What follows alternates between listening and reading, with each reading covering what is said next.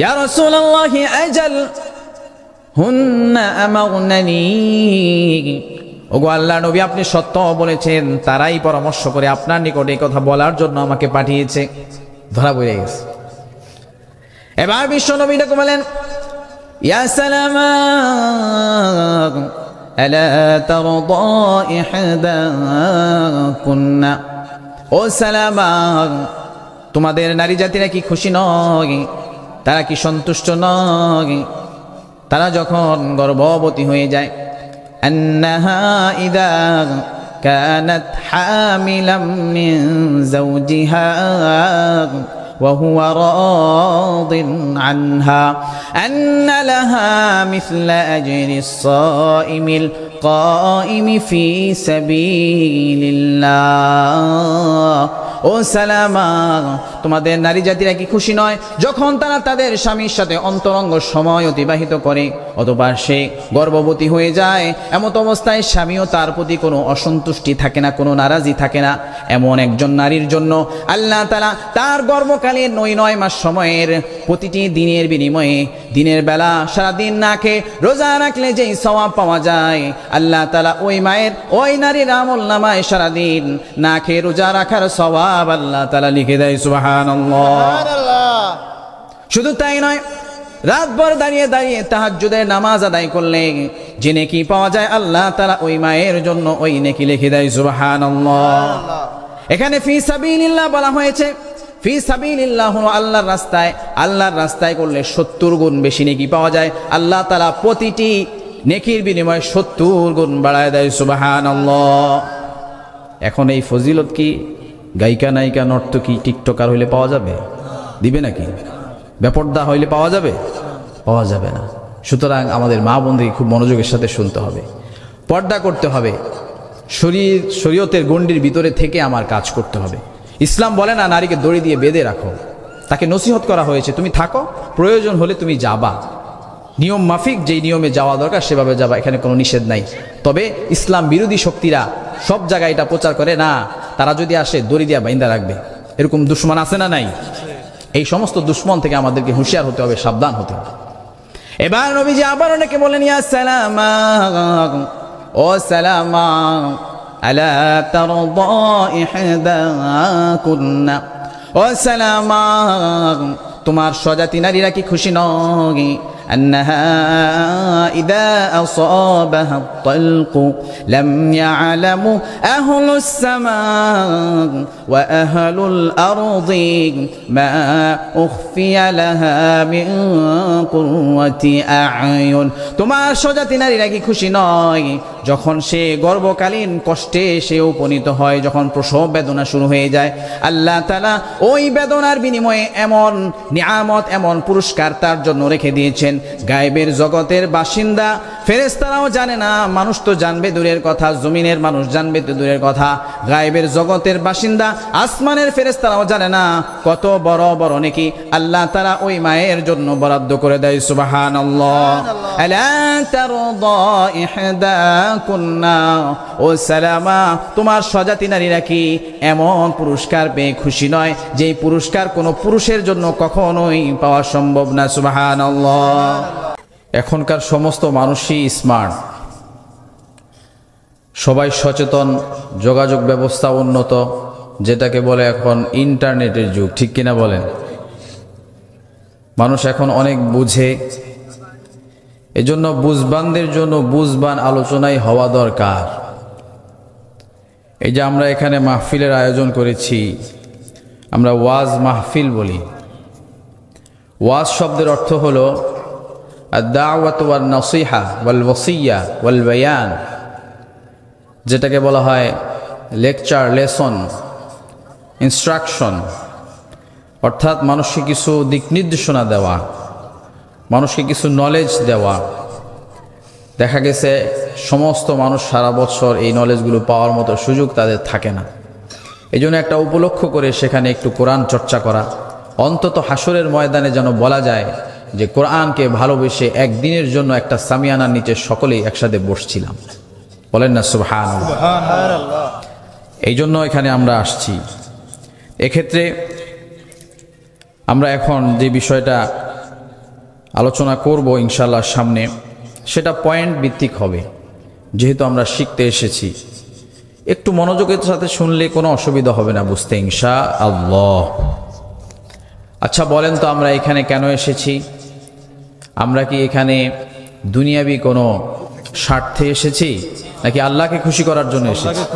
আল্লাহকে খুশি করার জন্য। আপনারা এখানে যেভাবে বসে আছেন, ঠিক এমনই ভাবে নবীজির জামানায় এভাবে সামিয়ানা টাঙিয়ে ব্যবস্থা ছিল না, কিন্তু নবীজি এভাবে বসে বসে মাহফিল করতেন, আলোচনা করতেন, কোরআনের আলোচনা করতেন, এবং সাহাবীদেরকে বলে দিতেন যে তোমরাও কি করবা, সময় সুযোগ বুঝে নিজেরা কোরআনই আলোচনা করবা। নবী করিম সাল্লাল্লাহু আলাইহি সাল্লাম একবার হঠাৎ করে ঘর থেকে বের হয়ে আসলেন। নবীজির কামরা ছিল মসজিদে নববীর পাশে। বের হয়ে এসেই দেখলেন যে কিছু মানুষ একত্রে জমায়েত হয়ে আলোচনা করছে। আয়েশা নবীজি ওনাদেরকে জিজ্ঞেস করা শুরু করলেন, মা আজলাসাকুম, এই তোমরা এখানে বসে কি করো, এখানে বসে কি করছো?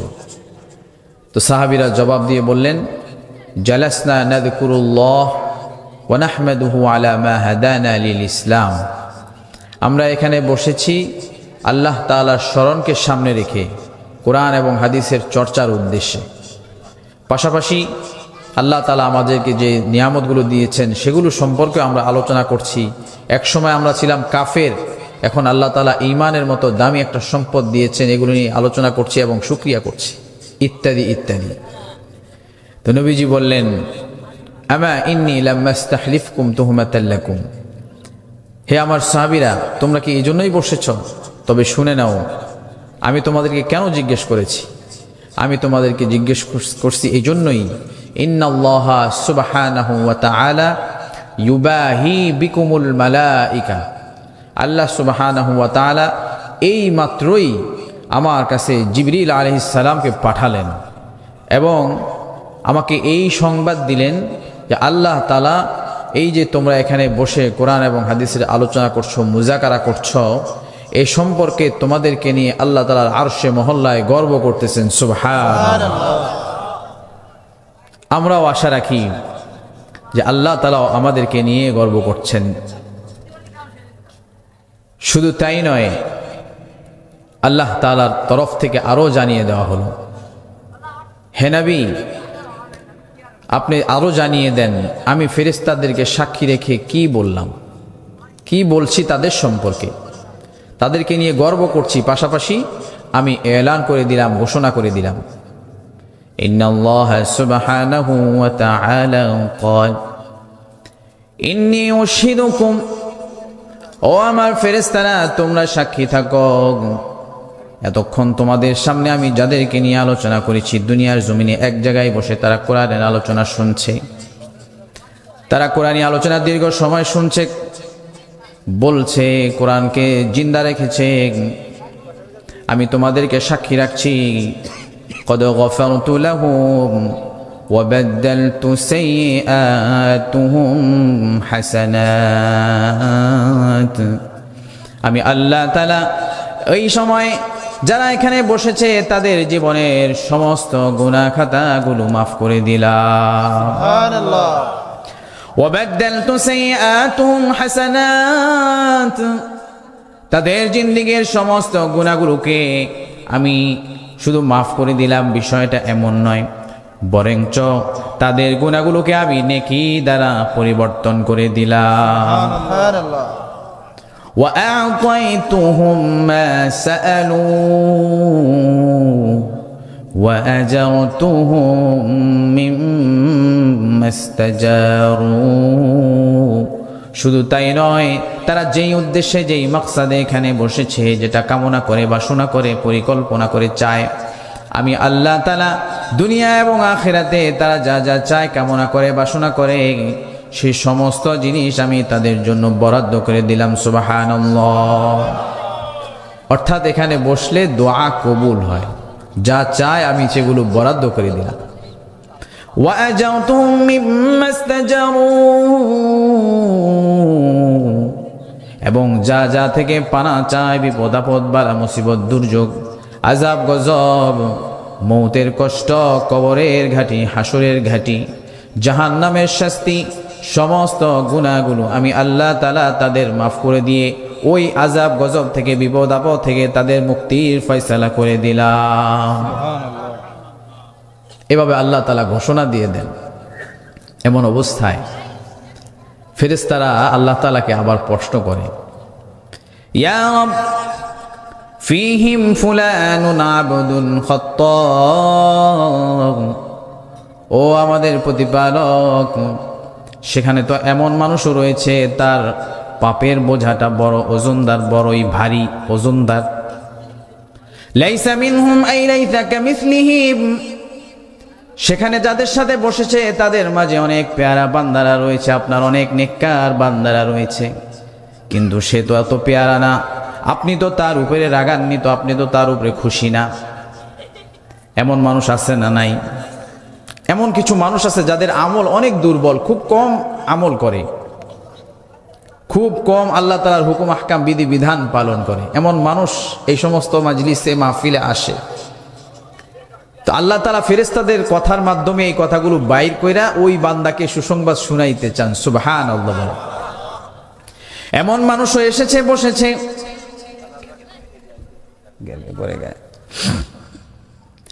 যাদের নিয়ত পরিপূর্ণ নয়, যারা পাক্কা ইমানদার নয়, নড়বড়ে ইমানের অধিকারী, নড়বড়ে নিয়তের অধিকারী, নিয়তটাও বেশি শুদ্ধ না। ইন্নামা জাআ লিহাজাতিন, সে নিজের কোনো প্রয়োজনে এসেছে, অথবা মাহফিল দেখার জন্য এসেছে, মাহফিলের পাশে মেলা আছে সেখানে সে এসেছে।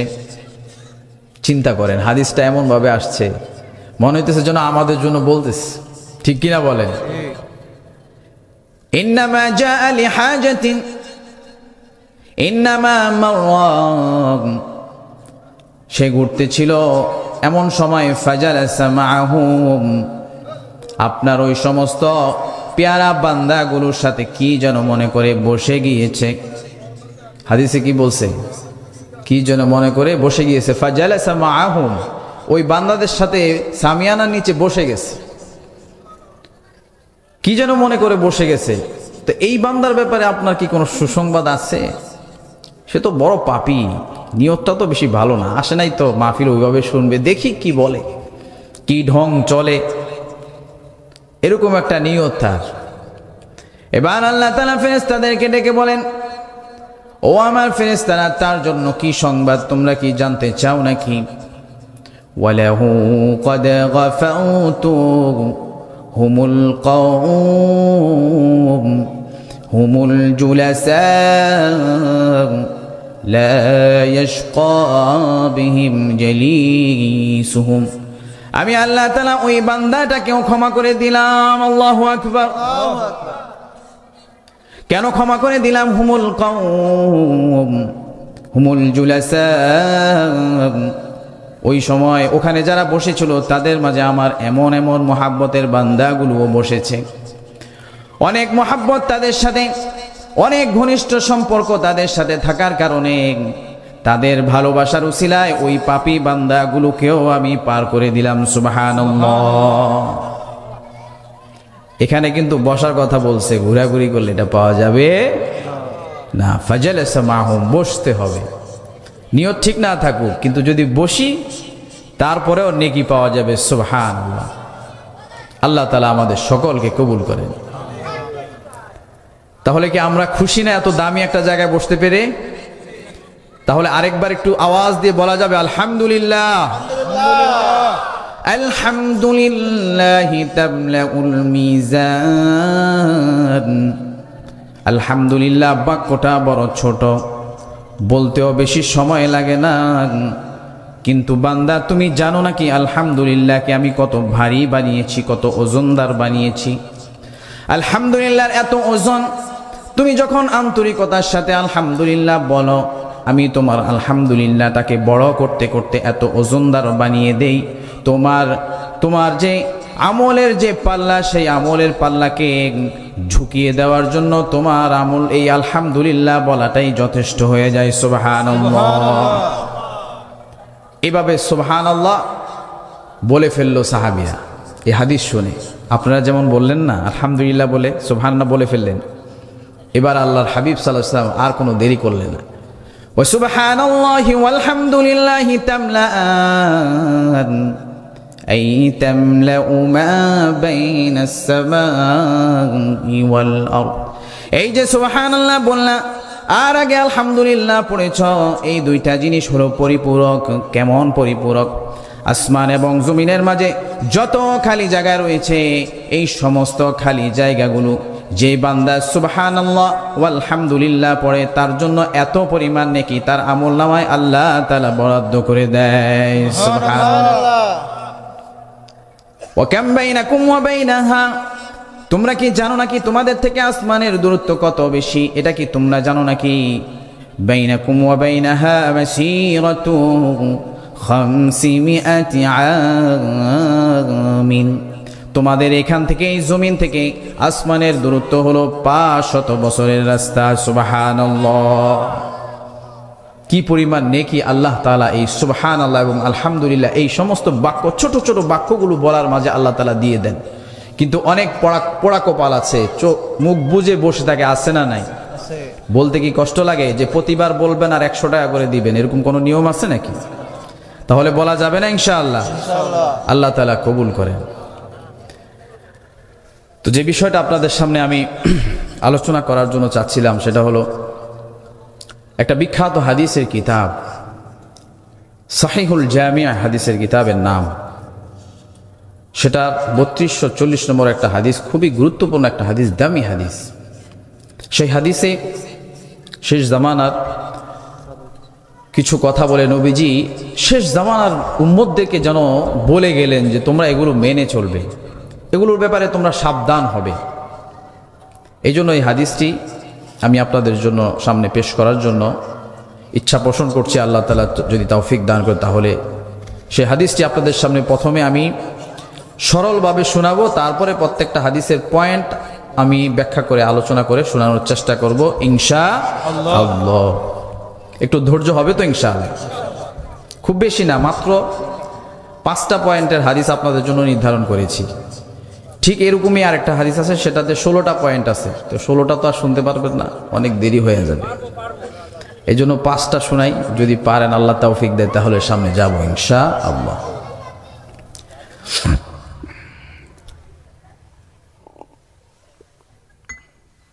হাদিসটি যিনি বর্ণনা করেছেন উনি হচ্ছেন রাইসুল মুফাসসিরিন ইবনে আব্বাস রাদিয়াল্লাহু তাআলা আনহু। উনি হচ্ছেন সাহাবীদের মাঝে একজন বিখ্যাত মুফাসসির সাহাবী, বিজ্ঞ প্রাজ্ঞ একজন মুফাসসির সাহাবী। উনি এই হাদিসটি বর্ণনা করেন। নবী করিম সাল্লাল্লাহু আলাইহি ওয়াসাল্লাম একবার সাহাবীদেরকে উদ্দেশ্য করে বললেন, عن ابن عباس رضي الله تعالى عنه قال قال رسول الله صلى الله عليه وسلم।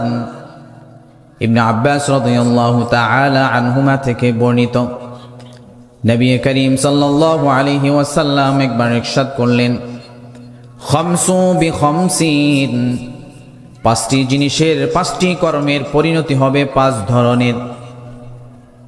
5টি কর্মের পরিণত হবে 5 ধরনের, অর্থাৎ এই কর্মগুলো যারা করবে, যেই সমস্ত মানুষগুলো করবে তাদের 5টি পরিণতি হবে।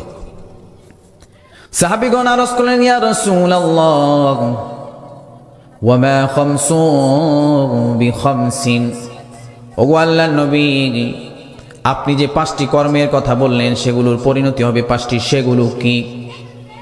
এবার বিশ্বনবী এক এক করে বলা শুরু করলেন, মা নাকাদ কওমুল আহদা ইল্লা সুল্লিতা আলাইহিম আদুউহুম ওয়া মা হাকামু বিগাইরি মা আনজালাল্লাহ ইল্লা ফাশা ফীহিমুল ফাকর ولا ظهرت فيهم الفاحشة إلا فشى فيهم الموت ولا طففوا المكيال إلا منعوا النبات وأخذوا بالسنين ولا منعوا الزكاة إلا حبس عنهم القتل ও আমার সাহাবীরা শুনে নাও এক নম্বর হলো মা নাকাদা কওমুল আহদা ইল্লা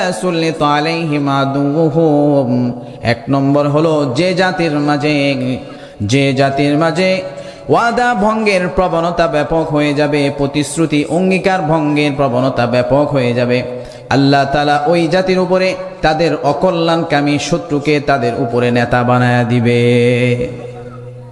যে জাতি মানুষের সাথে বা ওয়াদা কত প্রকার যত ধরনের ওয়াদা আছে এগুলো যারা ভঙ্গ করবে আল্লাহ তাআলা তাদের উপরে তাদের অকল্যাণকামী শত্রুকে তাদের উপরে নেতৃত্ব স্থানীয় পদে আল্লাহ তাআলা বসায়া দিবেন।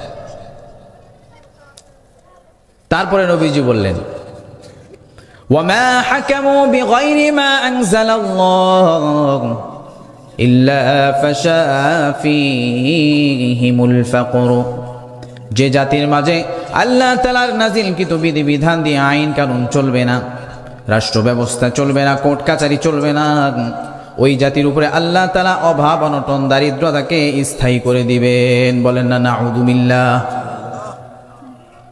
ولا ضاغت فيهم الفاحشة إلا فشا فيهم الموت যে জাতির মাঝে নির্লজ্জতা অশ্লীলতা বেহায়াপনা পর্দাহীনতার সায় লাভ হয়ে যাবে ওই জাতির মাঝে আল্লাহ তাআলা আকস্মিক মৃত্যুর প্রবণতা বাড়ায়া দিবেন। নাউযু বিল্লাহ। বলেন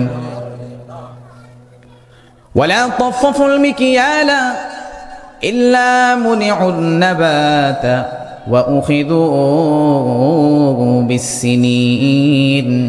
যে জাতির মাঝে অপরের হক নষ্ট করার প্রবণতা ব্যাপক হয়ে যাবে আল্লাহ তাআলা ওই জাতির ফল ফলাদি ফসলাদির স্বাভাবিক বরকতময় ফলনকে আল্লাহ তাআলা বন্ধ করে দিবেন। বলেন না নাউযু বিল্লাহ। তাদেরকে দুর্যোগ দুর্ভিক্ষ দিয়ে আল্লাহ তাআলা গ্রেফতার করে দিবেন। জোরে বলেন না নাউযু বিল্লাহ। ولا منعوا الزكاة إلا حبس عنهم القتر যে জাতির মাঝে যাকাতের ব্যাপারে অবহেলা অবজ্ঞা সৃষ্টি হয়ে যাবে, যাকাত দিবে না, ওই জাতির উপরে আল্লাহ তাআলা রহমতের বৃষ্টি বর্ষণ করা বন্ধ করে দিবেন। বলেন না নাউযু বিল্লাহ। এইগুলো 5টা পয়েন্ট, এগুলো অনুবাদ। এখন এই যে 5টা পয়েন্ট এর আলোকে কোরআন এবং হাদিসের আরো কিছু ভাষ্য আমরা বোঝার একটু চেষ্টা করব। আল্লাহ তাআলা তৌফিক দান করেন। 1 নম্বরে বলেছেন যে জাতি ওয়াদা বরখেলাফ করবে আল্লাহ তাআলা ওই জাতির উপরে তাদের শত্রু মানে অকল্যাণকামী ভালো চায় না এমন মানুষগুলোকে নেতৃত্ব দিয়া দিবেন। আচ্ছা বলেন তো আমাদের মাঝে ওয়াদা ভঙ্গের প্রবণতা আছে না নাই? আছে। উলামায়ে কেরাম বলেন ওয়াদা হচ্ছে 3 প্রকার। কয় প্রকার? 3 প্রকার। একটু বইলেন কষ্ট করে, নেকি হবে ইনশাআল্লাহ।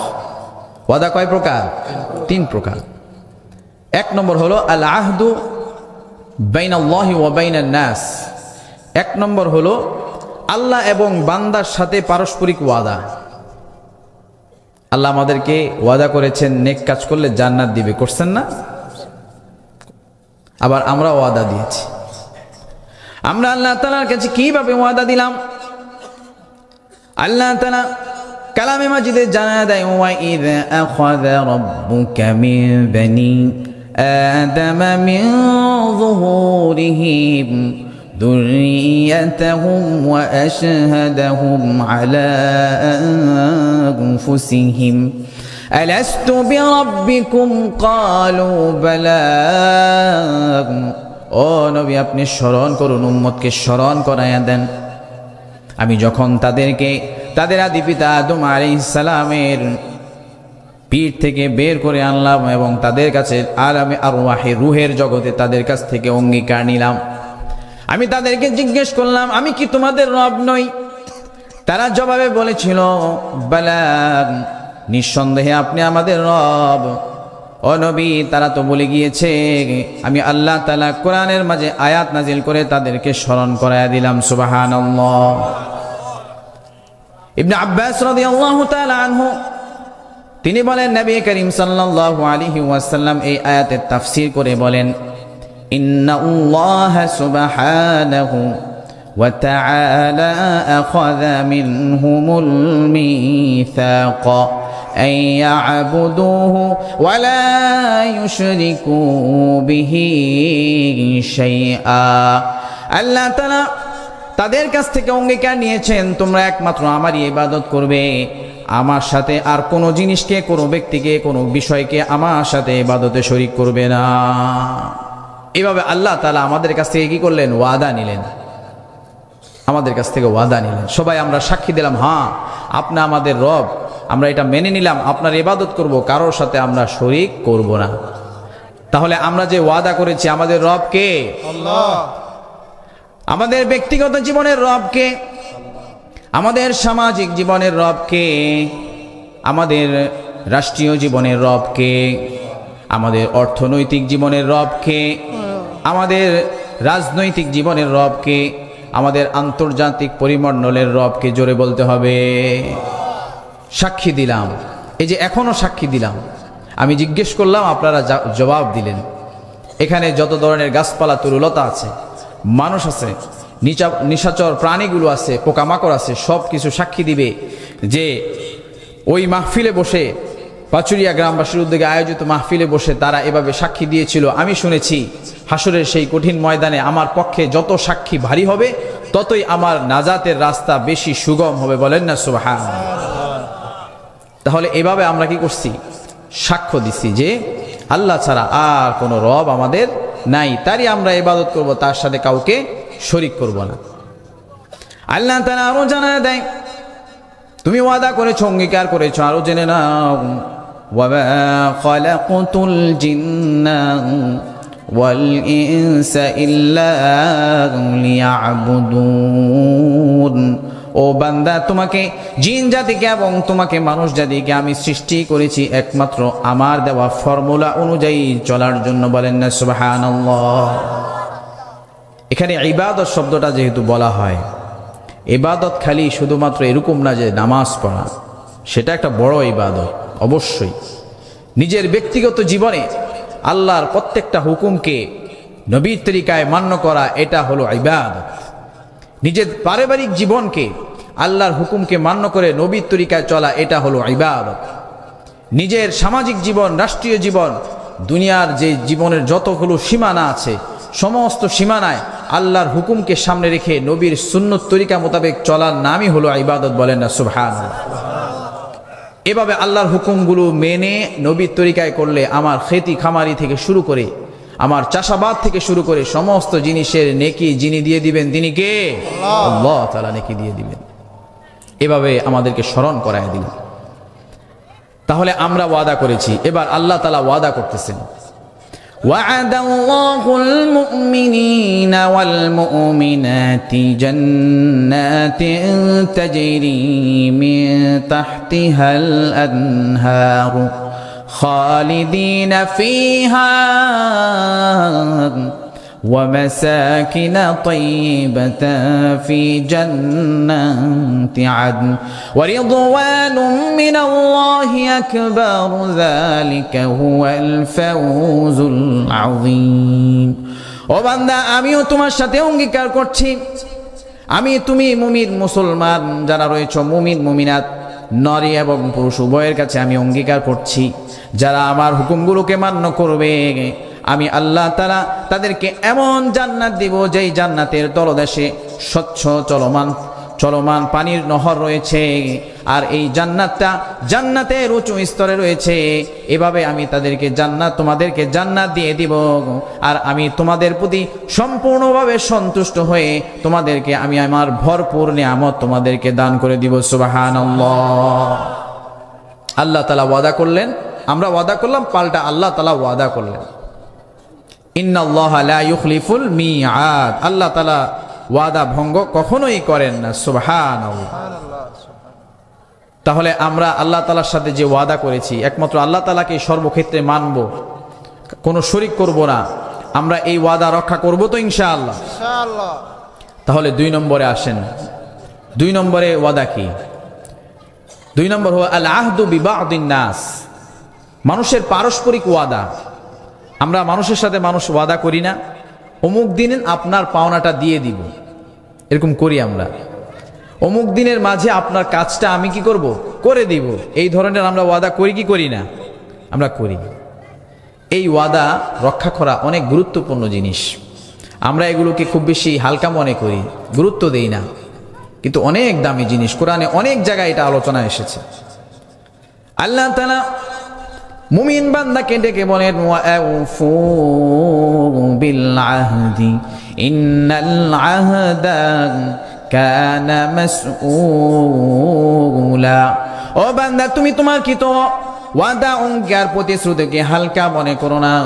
খবরদার, ওয়াদা ভঙ্গ করো না, ওয়াদা রক্ষা করো। কেননা হাসরের ময়দানে তোমার কি তো অঙ্গীকার ওয়াদাগুলো সম্পর্কেও তোমাকে জিজ্ঞাসা করা হবে। সাবধান করে দিলেন যে তোমরা ওয়াদা রক্ষা করবা, ওয়াদা বরখেলাফ খবরদার করবে না। এটা মুমিনের সিফত নয়।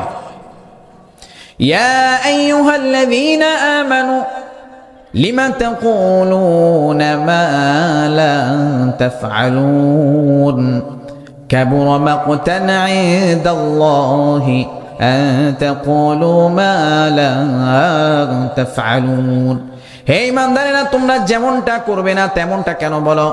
আল্লাহ তাআলার কাছে বড় অপছন্দনীয় বিষয়টা হলো যেমন বলা তেমনটা না করা। এটা আল্লাহ তাআলার কাছে বড় ঘৃণিত জিনিস, বলেন না নাউযুবিল্লাহ।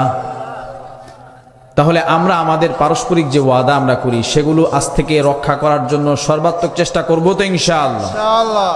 আল্লাহ তাআলা বান্দার সাথে যে ওয়াদা করেছি সেটাও আমরা কি করব, রক্ষা করার জন্য সর্বাত্মক চেষ্টা করব। কেননা হাদিসে আসছে যে বান্দা ওয়াদা অঙ্গীকার রক্ষার জন্য আন্তরিকভাবে সচেষ্ট, আল্লাহ তাআলার উপরে জিম্মাদারি হলো, ওয়াজিব হলো আল্লাহ তাআলা তাকে সেই ওয়াদা পালনে সহায়তা করেন। সুবহানাল্লাহ। কিন্তু মুখে ওয়াদা দেয়, অন্তরে তার কোনো ইচ্ছা নাই, এই ব্যক্তিকে আল্লাহ তাআলা সহযোগিতা করেন না। তারপরে 3 নম্বর আল আহদু বাইনান নাস ওয়া বাইনাশ শাইতান, শয়তান মানুষের সাথে কৃত ওয়াদা। এখন বলবেন কই, শয়তান তো আমাদের সামনে আসে না। কিন্তু হাদিসের ব্যাখ্যায় যেহেতু এসেছে, এটা তো অবশ্যই বাস্তবতা আছে, ঠিক কিনা বলেন? শয়তান কি ওয়াদা করে এটা কে বলতেছেন? আল্লাহ তাআলা জানায় দিচ্ছেন। ও বান্দা, ইয়াইদুহুম ওয়া ইউমান্নিহিম ওয়া মা ইয়াইদুহুমুশ শাইতানু ইল্লা গুরুরা। বান্দা, তুমি জেনে নাও শয়তানকে তুমি দেখতে পাও না, তবে শয়তান এমন এক তোমাদের চিরস্থায়ী দুশমন। সেই দুশমন তোমার অন্তরের ভিতরে মিথ্যা প্রতিশ্রুতির সৃষ্টি করে, তোমাদেরকে ধোঁকা দেয়। খাও দাও ফুর্তি করো, দুনিয়াটা মস্ত বড়, এমন ফর্মুলায় চলো, চিন্তার কোনো কারণ নাই। এমন ওয়াদা দেয় কি দেয় না? এমন কথা অন্তরে জাগ্রত হয় কি হয় না? বিশেষ করে যুবকদের অন্তরে এই কথা আসে কি আসে না? যুবকরা কি শুনতে পাচ্ছে? শয়তান মনের ভিতরে এই ওয়াসওয়াসা দেয়, খাও দাও ফুর্তি করো, দুনিয়াটা মস্ত বড়, এখনো বহু সময় বাকি। কিন্তু আমার সমবয়সী বহু যুবক দুনিয়া থেকে বিদায় নিয়ে চলে যাচ্ছে, আমি কি দেখতে পাচ্ছি বিষয়টা? দেখতে পাচ্ছি চর্মচক্ষুতে, কিন্তু অন্তরে চোখগুলো মরে গিয়েছে, ঠিক কিনা বলেন? তা না হলে আমি তো কিভাবে অন্যায়ের দিকে পা বাড়াই, কিভাবে আল্লাহ তাআলা নাফরমানির দিকে পা বাড়াই, কিভাবে নেশা জাতীয় দ্রব্যগুলোর দিকে আমি পা বাড়াই, যদি আমি সত্যিকার অর্থেই দেখতে পেতাম যে আমার চূড়ান্ত ঠিকানা হচ্ছে কবর, এখানে যাওয়ার কোনো সিরিয়াল নাই, ঠিক কিনা বলেন? আল্লাহ তাআলা আমাদের চর্মচক্ষুগুলোর পাশাপাশি অন্তরের চক্ষুগুলোকেও যেন আল্লাহ তাআলা সুস্থ করে দেন, সকলে বলি আমিন। শয়তান ওয়াদা করে। এখন শয়তান যাদের সাথে ওয়াদা করে তাদের কি পরিণতি হবে হাসরের ময়দানে, সে সম্পর্কে আল্লাহ তাআলা জানায় দিতেছেন। وقال الشيطان لما قضي الأمر إن الله وعدكم وعد الحق ووعدتكم فأخلفتكم وما كان لي عليكم من سلطان سبحان الله الله تعالى জানায় দেয় আল্লাহ তাআলা জানায় দিচ্ছেন, শয়তান যখন কিয়ামতের দিবস কায়েম হয়ে যাবে তখন শয়তান মানুষকে উদ্দেশ্য করে বলবে, আমি তোমাদের দিলে ওয়াদা করেছিলাম, অঙ্গীকার প্রতিশ্রুতি সৃষ্টি করেছিলাম, আমার ওয়াদা অঙ্গীকার ছিল অস্পষ্ট। আল্লাহ তাআলা তোমাদের সাথে সুস্পষ্ট ওয়াদা অঙ্গীকার করেছেন। আমি হলাম ওয়াদা ভঙ্গকারী, আল্লাহ তাআলা ওয়াদা ভঙ্গকারী নন। আমি তো তোমার কোনো কিছুর মালিক ছিলাম না, তোমার চোখগুলোর মালিক আমি ছিলাম না, তোমার জবানের মালিক আমি ছিলাম না, তোমার হাতগুলোর মালিকও আমি ছিলাম না, এগুলো আমি পরিচালনা করতাম না। আমি তো শুধু তোমার অন্তরে একটু খোঁচা দিয়ে দিতাম, তুমিও তো তোমার হাত দ্বারা গুনাহ করতে, তুমি তো তোমার পা দিয়ে গুনাহের দিকে যেতে, তুমি তো তোমার চোখ দিয়ে অন্যায় জিনিস দেখতে, তুমি তো মুখ দিয়ে অন্যায় কথা বলতে, গালিগালাজ করতে, এগুলোর মালিক তো তুমি ছিলে, ঠিক কিনা বলেন? ওয়ামা কানা লি আলাইকুম মিন সুলতান, তোমার এই চোখ মুখ হাত এগুলোর উপরে আমাকে আল্লাহ তাআলা কোনো কর্তৃত্ব করার ক্ষমতা দেন নাই। আচ্ছা বলেন তো, শয়তান কি চাইলে আমার হাত নাড়াইতে পারে? আমার জবান দিয়ে কিছু বলাইতে পারে? পারে না। আমার চোখ দিয়ে কোনো দিকে তাকাই এটাকে ঘুরাইতে পারে? পারে না। পাও চালাইতে পারে না। আমি তো শুধু তোমার অন্তরে কি করছি, একটু খোঁচা দিছি, তুমি কেন আমার খোঁচা শুনলা? তুমি কি আল্লাহর আয়াতগুলো শুনো নাই? আমি গেলাম, আসসালামু আলাইকুম, তুমি এবার যেখানে যাওয়ার যাও, আমার সাথে তোমার কোনো সম্পর্ক নাই। তাহলে বোঝা গেল শয়তান আমার অন্তরের ভিতরে যে ওয়াসওয়াসা সৃষ্টি করে, সেই যে অঙ্গীকার করে, সান্ত্বনা দেয়, নিরাপত্তা দেয়, কোনো চিন্তা নাই। আল্লাহ তাআলা রহমানুর রহিম, এরকম আসে না অন্তরে ওয়াসওয়াসা? আল্লাহ ক্ষমাশীল, হুজুর তো ওয়াজ করে গেছে, আল্লাহ নাকি সবাইরে মাফ করে দেয়, সুতরাং আমার এত টেনশন করার কি আছে, আমি নামাজ না পড়লে কি, আল্লাহ তো মাফ করেই দিবে। এরকম মানুষ আছে না নাই? এই জন্য এই ধরনের মানুষগুলোকে সতর্ক করার জন্য নবীজির খুব গুরুত্বপূর্ণ একটা হাদিস নবীজি বলে গেছেন উম্মতকে। নবী করিম সাল্লাল্লাহু আলাইহি ওয়াসাল্লাম উম্মতকে ডেকে বললেন, ও উম্মত শুনে নাও, তোমাদের যাদের অন্তরে এই ধরনের ওয়াসওয়াসা আসে, আমার তো কোনো চিন্তা নাই, আল্লাহ তো রহমানুর রহিম, তারা তোমরা মনোযোগ দিয়ে শুনে নাও। আল কাইসু মা দানা নাফসাহু وعمل لما بعد الموت والعاجز من اتبع نفسه هواها وتمنى على الله। ও উম্মতেরা, তোমরা জেনে নাও, প্রকৃত বুদ্ধিমান ওই ব্যক্তি যার নিজের নফসের নিজের চাহিদা অনুযায়ী সে চলে না। চাহিদা চায় এই শীতের রাত্রে কম্বল দিয়ে ঘুমিয়ে থাকো, নামাজে যেও না, কিন্তু সেটা এসে এটাকে মান্য করে না, মান্য করে আল্লাহ তাআলার হুকুমকে। অনেক কিছু চাহিদা, বিভিন্ন রকম অন্যায়ের দিকে মন নিতে চায়, কিন্তু সে সেদিকে যায় না, আল্লাহ তাআলাকে ভয় করে সেগুলোকে পরিহার করে, এবং সে ধারণা রাখে যে আমি যে অন্যায় থেকে বেঁচে থাকতেছি, আল্লাহ তাআলা আমাকে জান্নাত দান করবেন। আর নির্বোধ বুদ্ধিমান বুদ্ধিহীন ব্যক্তি সে, যে কিনা নিজের খেয়াল খুশি মতো চলে, নিজের যেটা চায় সেভাবেই চলে, আর আশা করে আল্লাহ তাআলা রহমানুর রহিম, আল্লাহ তাআলা মাফ করে দিয়ে আমাকে জান্নাত দান করবেন। বলেন না নাউযু বিল্লাহ। আল্লাহর হাবিব সাল্লাল্লাহু আলাইহি ওয়াসাল্লাম আমাদের রোগ বুঝে, আমাদের রোগটা যেন উনি ধরে ফেললেন, আমাদের এই রোগ আল্লাহ মাফ করে দিবেন। এই জন্য বুদ্ধিমান এবং নির্বোধের আল্লাহর হাবিব সাল্লাল্লাহু আলাইহি ওয়াসাল্লাম পরিচয় দিয়ে দিলেন যে খবরদার এমন কিন্তু করবা না, নিজের মন মতলবই চলবা আর তুমি জান্নাতে চলে যাবা। এত সহজ হবে না ব্যাপারটা। আল্লাহ তাআলা তোমাকে পরীক্ষা নেবেন যে শীতের রাতে বান্দা তুমি উঠছো কিনা। শীতের রাতে যখন বান্দা উঠে, আল্লাহ সুবহানাহু ওয়া তাআলা ওই বান্দার দিকে তাকিয়ে হেসে দেন। বলেন না সুবহানাল্লাহ। দুনিয়ার জমিনে বলেন তো কার দিকে কে তাকিয়ে হাসে? যার সাথে যত বেশি মহাব্বত তার দিকে তাকিয়ে সে তত বেশি মিষ্টি হাসি দেয়, ঠিক কিনা বলেন? হ্যাঁ, যত বেশি ঘনিষ্ঠ সম্পর্ক থাকবে তত বেশি মিষ্টি হাসি বের হবে। হাসিতেই বোঝা যাবে তার সাথে তার সম্পর্ক কেমন। সাহাবীগণ নবীকে জিজ্ঞেস করলেন, ইয়া রাসূলুল্লাহ, আল্লাহ তাআলা কি হাসেন নাকি? উনি কি হাসেন? এরকম প্রশ্ন জাগতে পারে না? তখন নবী করিম সাল্লাল্লাহু আলাইহি ওয়াসাল্লাম বলেন, হ্যাঁ, আল্লাহ তাআলা হাসেন। তো বললেন যে কার দিকে তাকায় কেন হাসেন?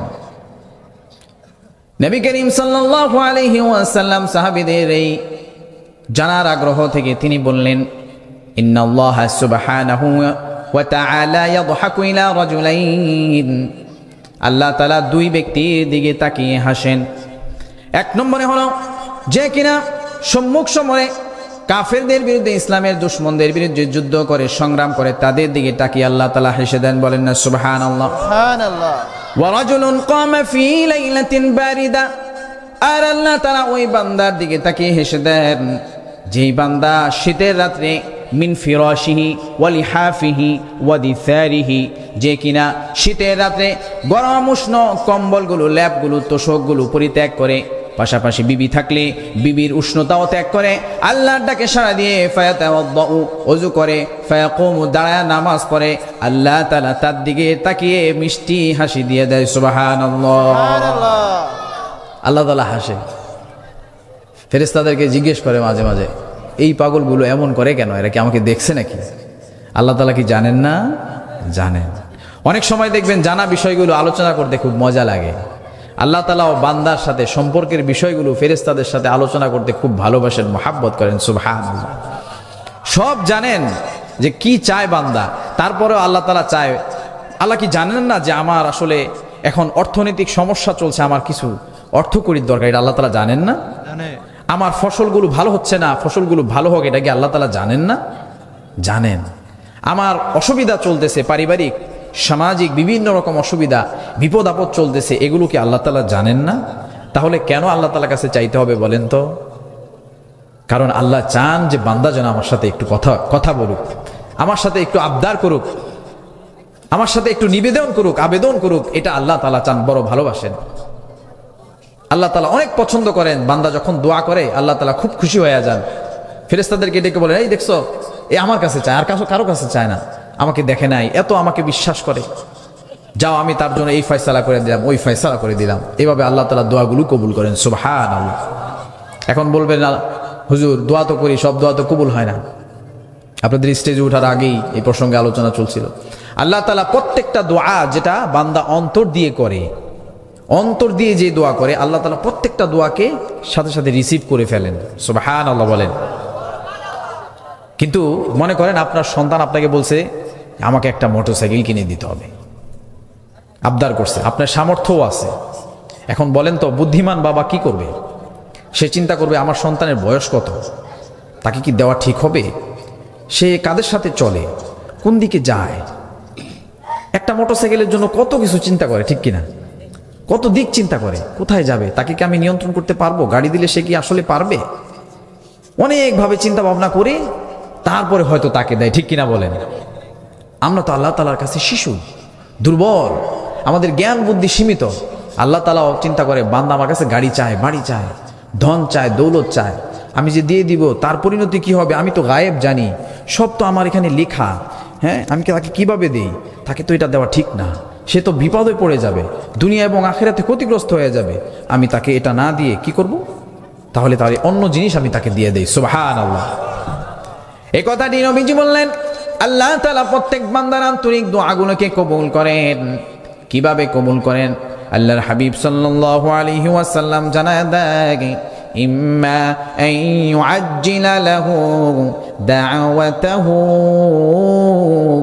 ওয়া ইম্মা আন ইয়াদফা আনহু মিনাস সুই মিসলাহা ওয়া ইম্মা আন ইয়াদখিরাহা লাহু ফিল আখিরাহ।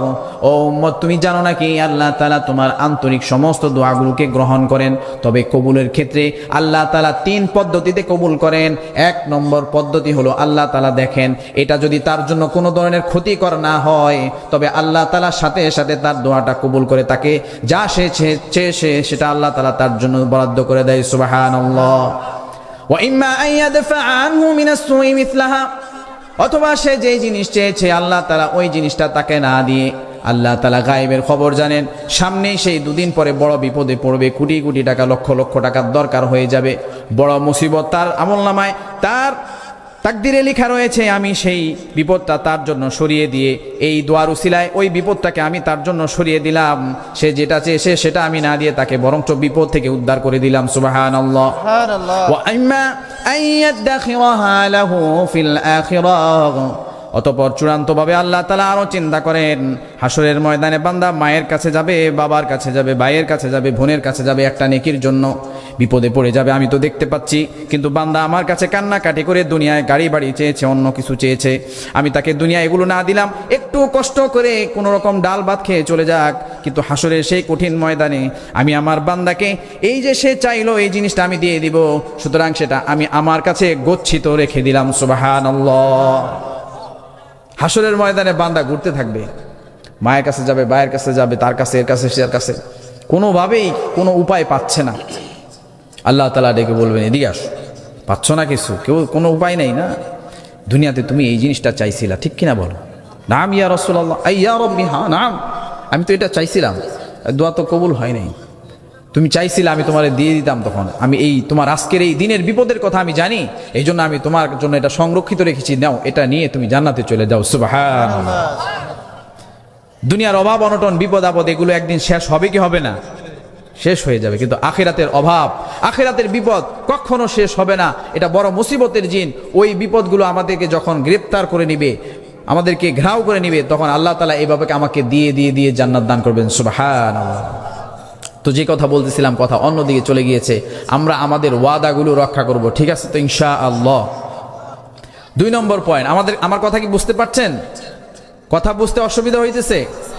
আমরা এখানে হাদিস চর্চা করছি, হয়তোবা একটা গল্প বললে আরো মজা লাগতো, তবে একটু মজা কম লাগলেও হাদিস শুনলে প্রতি হরফে নেকি আছে না নাই? আছে। 2 নম্বরে আল্লাহর হাবিব সাল্লাল্লাহু আলাইহি সাল্লাম যেই পয়েন্টটি বললেন তা হলো ওয়ামা হাকামু বিগাইরি মা আনজালাল্লাহ ইল্লা ফাশা ফীহিমুল মাউত। 2 নম্বর পয়েন্টে যাওয়ার আগে আমরা একটু জেনে নেই, সেটা হলো যে বলছে যদি আমরা ওয়াদা অঙ্গীকার রক্ষা না করি, তবে আল্লাহ তাআলা আমাদের উপরে আমাদের অকল্যাণকামী শত্রুকে চাপায়া দিবেন। তো অকল্যাণকামী সূত্র ধরেই তার পরবর্তীতে যে বিষয়টা আমাদেরকে বলা হয়েছে সেটা হচ্ছে যে জাতি আল্লাহ তাআলার বিধিবিধান দিয়ে বিচার ফয়সালা করবে না, কোর্ট কাচারিগুলো চলবে না, আইন আদালত চলবে না, তাদের উপরে আল্লাহ তাআলা অভাব অনটন দারিদ্রতা চাপায়া দিবেন, বলেন নাউযুবিল্লাহ। এখন বলেন তো আমাদের মাঝে আল্লাহ তাআলার নাজিলকৃত কোরআনী বিধান কি আছে? নাই। কিন্তু আমরা চাই কিনা? এই জমিনের বুকে 90% মুসলমানদের এই জমিনের বুকে গণতান্ত্রিক যে formula, by the people of the people, যেহেতু মানুষগুলো মুসলমান, তাদের কামনা হলো ইসলামী শরিয়া ব্যবস্থা, ইসলামী আইন কানুন। সুতরাং আমরা আহ্বান জানাবো এবং দোয়া করব আল্লাহ তাআলা যেন এই ওসিলায়, এই সুযোগে এই জমিনের বুকে ইসলামকে কায়েম করে দেয়। সকলে বলি আমিন।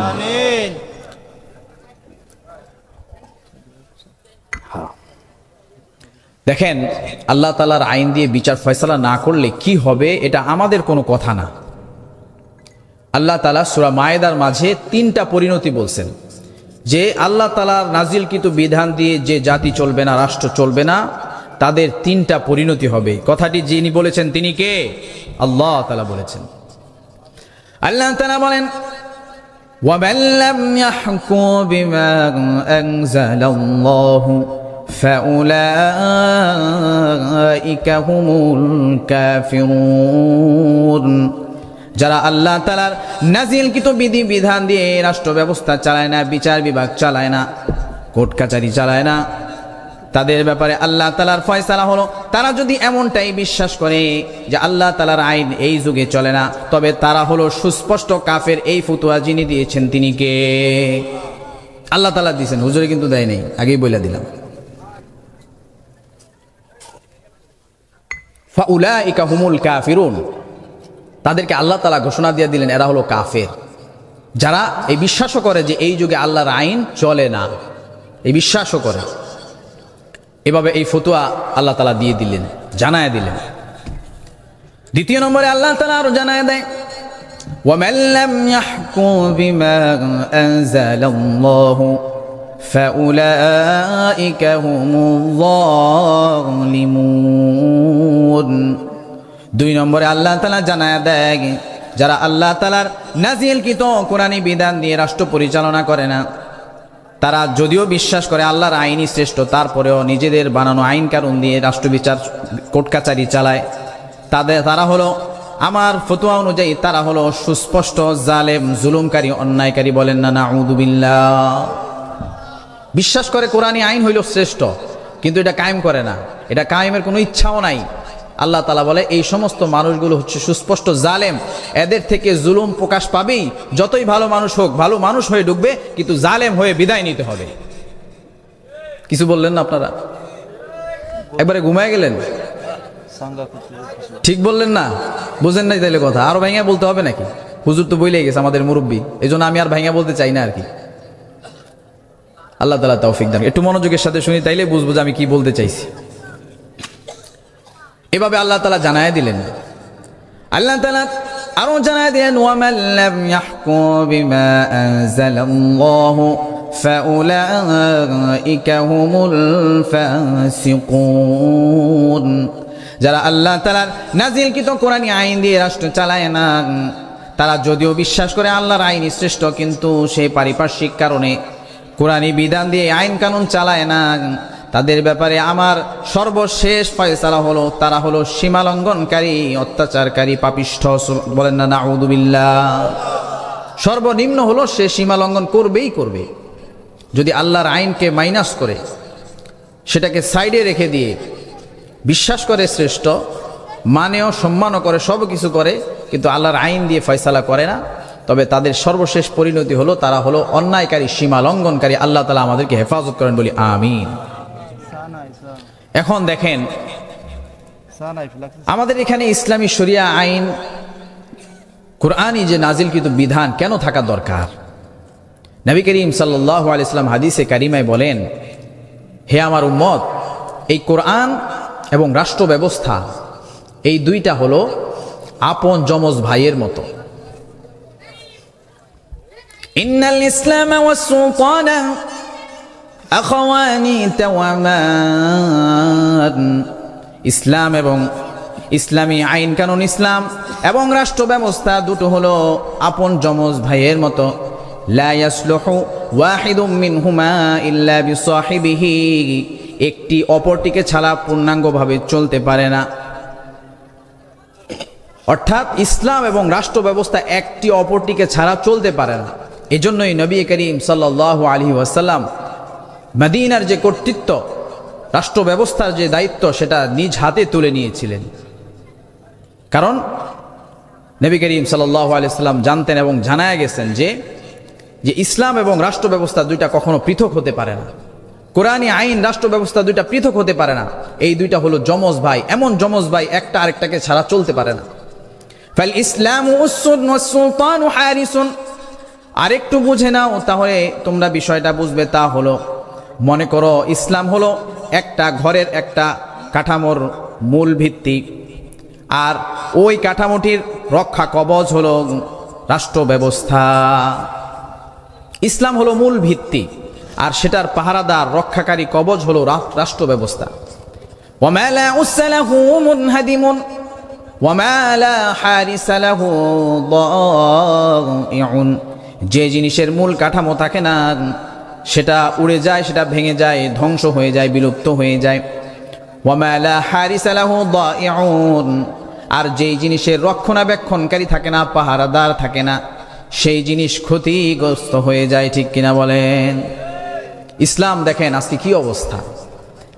এত সংখ্যাগরিষ্ঠ মুসলমানদের দেশে এমন এমন খবর আসে, মনে হইতেছে যেন এই দেশে আমরা ভাড়াটিয়া। ঠিক কিনা বলেন? তো এটা কেন হয়েছে? কারণ আমরা ইসলামকে এবং রাষ্ট্র ব্যবস্থাকে দুটাকে দুই জিনিস বানায় ফেলছি। এই জন্য আমাদের আজকে এই পরিণতি।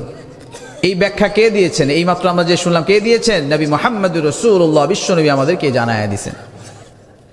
শুধু এতটুকুই নয়, নবী করিম সাল্লাল্লাহু আলাইহি ওয়াসাল্লামের এই হাদিসগুলো শুনলে আপনারা আরো আশ্চর্যান্বিত হবেন, যেন উনি আমাদের এই প্রেক্ষাপটগুলো সচক্ষে দেখে তারপরে আমাদেরকে বর্ণনা করছেন। নবী করিম সাল্লাল্লাহু আলাইহি ওয়াসাল্লামের একজন সাহাবী ছিলেন কাব ইবনে উজরা।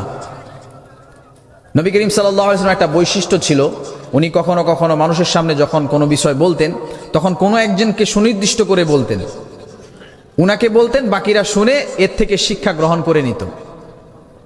তো কাব ইবনে উজরা রাদিয়াল্লাহু তাআলা আনহুকে নবীজি ডেকে কিছু নসিহত করলেন এবং দোয়া করলেন। কাব ইবনে উজরাকে ডেকে বললেন, ইয়া কাব ইবনে উজরা, ও কাব ইবনে উজরা, আ'আযাকাল্লাহু মিন ইমারাতিস সুফাহা। ও কাব ইবনে উজরা, আমি আল্লাহ তাআলার কাছে তোমাদের জন্য নির্বোধদের শাসন ব্যবস্থা থেকে পানা চাইতেছি। কাব ইবনে উজরা রাদিয়াল্লাহু তাআলা আনহু বিষয়টা পুরোপুরি বুঝলেন না, জিজ্ঞেস করলেন, ওয়া মা ইমারাতুস সুফাহা, ওগো আল্লাহ রাসূল, নির্বোধদের শাসন ব্যবস্থা সেগুলো আবার কি? এবার নবী করিম সাল্লাল্লাহু আলাইহি ওয়াসাল্লাম ডাক দিয়ে বললেন, ইয়া কাব ইবনে উজরা, ইন্নাল উমারা ইয়াকুনুনা বা'দি লা ইয়াকতাদুনা বিহাদিহি ওয়া লা ইস্তান্নুনা বিসুন্নতি। ও কাব ইবনে উজরা, তুমি জেনে নাও, তোমার মাধ্যমে আমার উম্মত জেনে নিক, শীঘ্রই এমন মানুষগুলো আসবে, এমন নেতা নেত্রীরা আসবে যারা কিনা আমার দেওয়া পথ পদ্ধতি পন্থাগুলো অবলম্বন করবে না, কিন্তু তারা নেতা হবে। আমার দেওয়া সুন্নতকে অবলম্বন করবে না, তাদের ভিতরে সুন্নতের মহাব্বত ভালোবাসাও থাকবে না, কিন্তু তারা নেতা হয়ে যাবে।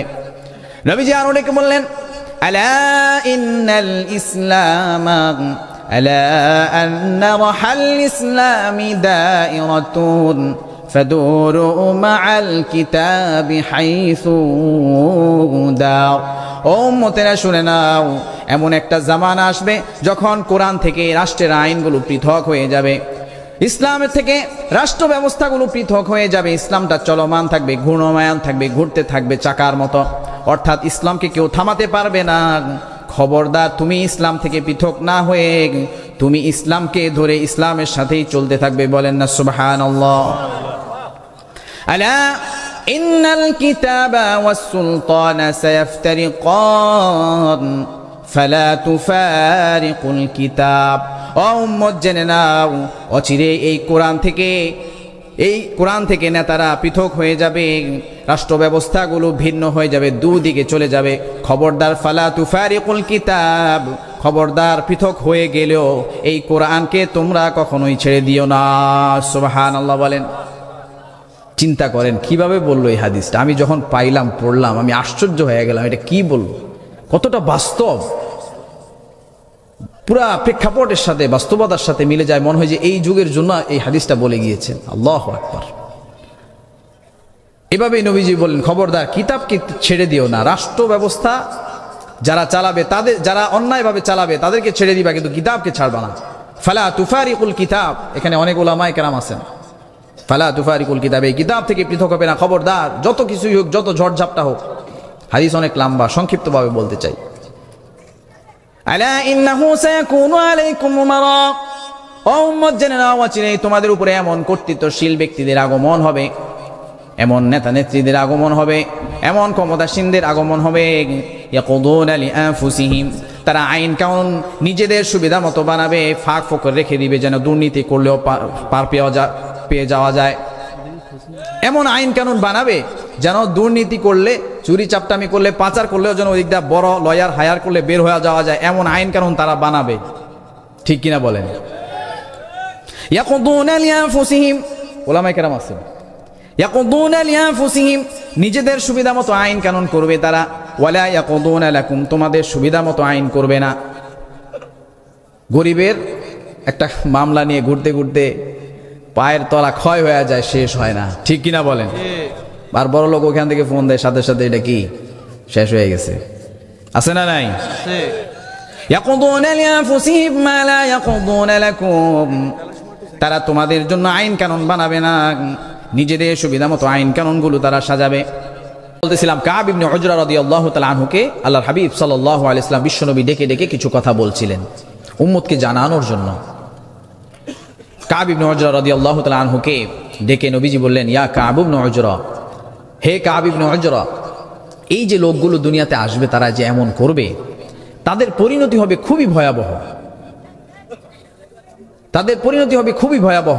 তবে আরেকটা জিনিস জেনে নাও, যারা তাদের অনুসরণ করবে, তাদের অন্যায় অপকর্মগুলোকে সমর্থন দিবে, তাদের পরিণতি হলো ফাউলাইকা লাইসা মিন্নি ওয়া লাইসা মিনহু, তারা আমার উম্মতের কেউ নয়, আমিও তাদের কেউ নই। বলেন না নাউযু বিল্লাহ। এভাবে সাবধান করে দিলেন এই ধরনের মানুষগুলো থেকে, যারা কোরআন থেকে পৃথক হয়ে গিয়েছে, এদের সাথে সম্পর্ক রাখবা না। এভাবে সতর্ক সাবধান নবী করিম সাল্লাল্লাহু আলাইহি ওয়াসাল্লাম করে দিলেন। তো এই পয়েন্টে নবী করিম সাল্লাল্লাহু আলাইহি ওয়াসাল্লাম যে বিষয়টা বললেন যে কোরআনী বিধান না থাকলে আল্লাহ তাআলা অভাব অনটন দারিদ্রতা স্থায়ী করে দিবেন। এখন এমন হতে পারে অনেকের মনে প্রশ্ন আসতে পারে যে কই আমরা তো সবাইকে অভাব অনটনে দেখি না, ঠিক কিনা বলেন? কোরআন যেটাকে অভাব অনটন বলে, হাদিস যেটাকে অভাব অনটন বলে, সেটা বলা আর আমাদের চিন্তা করার মধ্যে পার্থক্য আছে না নাই? আছে। অভাব অনটন কয় প্রকার? কোরআন এবং হাদিসের আলোকে অভাব অনটন হচ্ছে 3 প্রকার। কয় প্রকার? 3 প্রকার। আল ফাকরু ফিল আজসাদ ওয়াল ফাকরু ফিল আরাদ ওয়াল ফাকরু ফিল আমওয়াল। এটার অনুবাদ হলো শারীরিক, মানসিক, অর্থনৈতিক। শারীরিক, মানসিক, অর্থনৈতিক। অর্থাৎ শারীরিক অভাব অনটন দারিদ্রতা হলো শরীরে সুস্থতা না থাকা, ঠিক কিনা বলেন? বলে না যে আপনার ভিটামিনের অভাব আছে, ডাক্তার কি বলে? আপনার ওইটার অভাব। এখন বলেন তো আমাদের মাঝে কত সংখ্যক মানুষ আছে যাদের ঔষধ লাগে না? ওষুধ ছাড়া এখন মানুষই নাই, সবারই ওষুধ লাগে। তাইলে বলেন আমাদের মাঝে কি এই দারিদ্র অভাব অনটন আছে না নাই? 2 নম্বর হলো ওয়াল ফাকরু ফিল আরাদ। মানসিক অভাব অনটন দারিদ্রতা হলো অন্তরে প্রশান্তি না থাকা। বলেন তো কয়জনের অন্তরে প্রশান্তি আছে? বড় বাড়িওয়ালা গাড়িওয়ালা নাই, তাহলে সে মানসিকভাবে কি অসুস্থ, অভাবে আছে, ঠিক কিনা বলেন? 3 নম্বর হলো ওয়াল ফাকরু ফিল আমওয়াল। অর্থনৈতিকভাবে অভাব অনটন দারিদ্রতা হলো অর্থনীতির ভিতরে স্থিতিশীলতা না থাকা। আজ থেকে 10 বছর আগে 1000 টাকা দিয়ে যেই বাজার করা যেত, আজকে 1000 টাকা নিয়ে গেলে কি বাজার করবেন? স্থিতিশীলতা আছে? নাই। তাহলে বোঝা গেল আল্লাহর কথা কতটাই সত্য হলো যে আমাদের ভিতরে কোরআনী বিধান না থাকার কারণে আমরা শারীরিকভাবে অসুস্থ, মানসিকভাবেও অসুস্থ এবং অর্থনৈতিকভাবেও আমরা অভাব অনটন দুর্নীতিগ্রস্ত, ঠিক কিনা বলেন? 3 নম্বর পয়েন্ট। আপনারা কি বিরক্ত হচ্ছেন? ভাব তো মনে হইতেছে যে না আর ভালো লাগতেছে না, হুজুর দোয়া কইরা দেখ। 3 নম্বর পয়েন্ট আমরা চলে যাই, দীর্ঘ না করি। 3 নম্বর পয়েন্টে নবী করিম সাল্লাল্লাহু আলাইহি ওয়াসাল্লাম যেটা বললেন সেটা মা বোনদেরকে খুব গুরুত্বের সাথে শুনতে হবে। এই পয়েন্টটা বিশেষ করে মা বোনদের জন্য। নবী করিম সাল্লাল্লাহু আলাইহি ওয়াসাল্লাম বলেন ওয়ালা যাহারাত ফীহিমুল ফাহিশাতু ইল্লা ফাশা ফীহিমুল মাউত। যে জাতির মাঝে অশ্লীলতা, বেহায়াপনা, নির্লজ্জতা ব্যাপক হয়ে যাবে, আল্লাহ তাআলা ওই জাতির উপরে আল্লাহ তাআলা আকস্মিক মৃত্যুর প্রবণতা বাড়ায় দিবেন। বলেন না নাউযু বিল্লাহ। এখানে আসার পরেই শুনলাম আপনাদের একজন ইমাম সাহেব ছিলেন, কি জানি নাম, আব্দুল আহাদ, হাফেজ আব্দুল আহাদ। অল্প বয়সী, চিনেন কিনা ওনাকে? হঠাৎ করে দুনিয়া থেকে চলে গেছেন। এভাবে দেখবেন হঠাৎ হঠাৎ করে মানুষ, অল্প বয়সী মানুষ চলে যাচ্ছে, আকস্মিক মৃত্যু তাদেরকে গ্রাস করে নিচ্ছে। এই প্রবণতাটা আমাদের মাঝে ব্যাপক কিনা বলেন? হঠাৎ করে মানুষ মারা যাচ্ছে, সুস্থ মানুষ, কোনো অসুবিধা নেই, হঠাৎ করে মারা যাচ্ছে। অবশ্যই তাকদীরের ফয়সালা, আল্লাহ তাআলা চাইলে সেটা আযাবের রূপেও দিতে পারেন। তাহলে অশ্লীলতা, বেহায়াপনা, নির্লজ্জতা হলে আল্লাহ তাআলা যে মৃত্যু, যেটা আকস্মিক মৃত্যুর প্রবণতা চাপায়া দিবেন। এখন আমাদের মাঝে অশ্লীলতা, বেহায়াপনা, নির্লজ্জতা, পর্দাহীনতা আছে না নাই? মা বোনদেরকে এই বিষয়টা খুব গুরুত্বের সাথে শুনতে হবে। যে সময়ে কন্যা সন্তানকে জীবন্ত দাফন করা হতো, ওই সময়ে যে আল্লাহ তাআলা ওই নারীকে কবর থেকে তুলে এনে এই আল্লাহর কালামে জায়গা দিয়েছেন, সে আল্লাহ তাআলা নারী জাতিকে বলেছেন, খবরদার তোমরা বেপরদায় চলো না, খবরদার তোমরা বেপরদায় চলো না। ওয়াকারনা ফি বুয়ুতিকুন্না ওয়ালা তাবাররাজনা তাবাররুজাল জাহিলিয়াতিল উলা। ও নারীরা, তোমরা বেপরদায় চলো না, জাহিলি যুগের মতো তোমরা সৌন্দর্যের প্রদর্শনী করে বেরিও না। আমি তোমাদেরকে কষ্ট দিতে চাই না, আমি তোমাদের কাছে এই বিধানটা এই জন্যই দিয়েছি, এই কথা, এই উপদেশ তোমাদেরকে এই জন্যই দিচ্ছি যেন তোমরা পবিত্র হতে পারো, নিরাপদ থাকতে পারো। সুবহানাল্লাহ বলেন। আবার ব্যাখ্যাও করে দিতেছেন আমি কেন দিছি, যেন তোমরা নিরাপদ থাকতে পারো, পবিত্র থাকতে পারো, কুদৃষ্টি তোমার দিকে যেন না যায়, তুমি যেন ধর্ষিত না হও, তুমি যেন ইফটিজিং এর শিকার না হও, এই জন্য মূলত আমি দিয়েছি, আমি তোমাদেরকে কষ্ট দিতে চাই না। আল্লাহ তাআলা জানায় দিলেন। আল্লাহ তাআলা নারী জাতিকে জান্নাতের ওসিলা বানায় দিলেন। আল জান্নাতু তাহতা কুদামিল উম্মাহাত। আল্লাহ তাআলা তার হাবিবের মাধ্যমে জানায় দিলেন, নারী জাতিদের মায়েদের পদতলে আমি তোমাদের জান্নাত রেখে দিয়েছি। বলেন না সুবহানাল্লাহ। আল্লাহ তাআলা নারী জাতিকে এত সম্মান দিয়েছেন। কোরআনে পুরুষ জাতিকে উদ্দেশ্য করে কোনো সূরা নেই, কিন্তু একটি সূরা এসেছে, সেই সূরাটির নামই হলো আন-নিসা। নারী জাতিকে উদ্দেশ্য করে সম্মান দিয়ে আল্লাহ তাআলা ওই সূরার নামই রেখে দিলেন আন-নিসা। সুবহানাল্লাহ। নারী জাতিকে আল্লাহ তাআলা বোন হিসাবে তার কি মর্যাদা সেটাও আলোচনা করে দিয়েছেন, মা হিসাবে কি মর্যাদা সেটাও আলোচনা করে দিয়েছেন, কন্যা সন্তান হিসাবে কি মর্যাদা সেটাও আলোচনা করে দিয়েছেন। সুবহানাল্লাহ। একজন সাহাবী ছিলেন আবু সাহসা ইবনে নাজি আল মুজাশির, অনেক কঠিন নাম, জটিল একটা নাম, আবু সাহসা ওনার নাম। উনি বলেন, আমি নিজ হাতে নিজ দায়িত্বে 360টি কন্যা সন্তানকে জীবন্ত কবর দেওয়া থেকে হেফাজত করেছি, তাদেরকে আমি প্রোটেকশন দিয়েছি। সুবহানাল্লাহ বলেন। তার মানে বুঝেন, এগুলোকে ওই জমানায় কোনো অন্যায় মনে করা হতো না, স্বাভাবিক বিষয় মনে করা হতো। সেই সময় এই কোরআন এসে নারী জাতিকে ইজ্জত দিয়েছে। আজকের পশ্চিমা ফেমিনিজমরা বলছে ইসলাম তাকে হেয় প্রতিপন্ন করেছে। কিভাবে তারা এই কথা বলতে পারে? নারীকে কত ইজ্জত দিছে, সম্মানের স্থানে সমাসীন করেছে ইসলাম, ঠিক কিনা বলেন? এভাবে আল্লাহ তাআলা তার ইজ্জতের কথা কোরআনে আলোচনা করেছেন। হাদিসে আলোচনা করছেন, নবীজি মায়ের কথা বলেছেন 3 বার আর পিতার কথা বলেছেন 1 বার। ধাপে ধাপে ধাপে ধাপে তাদেরকে ইজ্জত দিয়েছেন।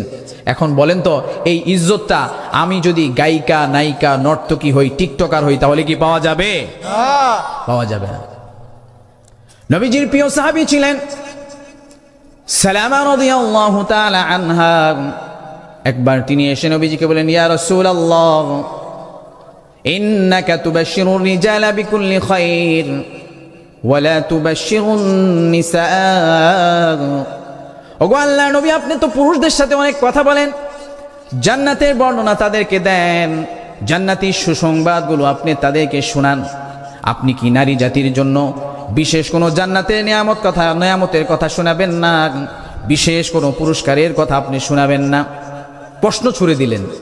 আপনি তো অনেক কথা পুরুষদেরকে বলেন, পুরুষরা এটা করলে এই নেকি পাবে, সেই নেকি পাবে।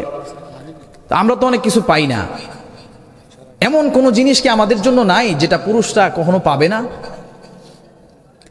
নবী যেটাকে বলেন, ইয়া সালামা আসহাবুকি দাসাসনাকি লিহাদা।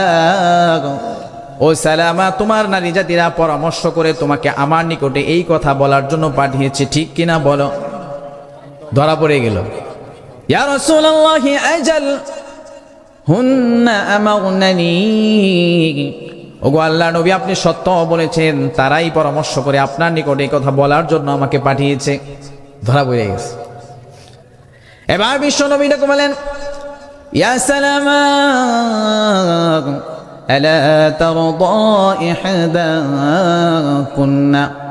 ও সালামা, তোমাদের নারী জাতিরা কি খুশি নয়? তারা কি সন্তুষ্ট নয়?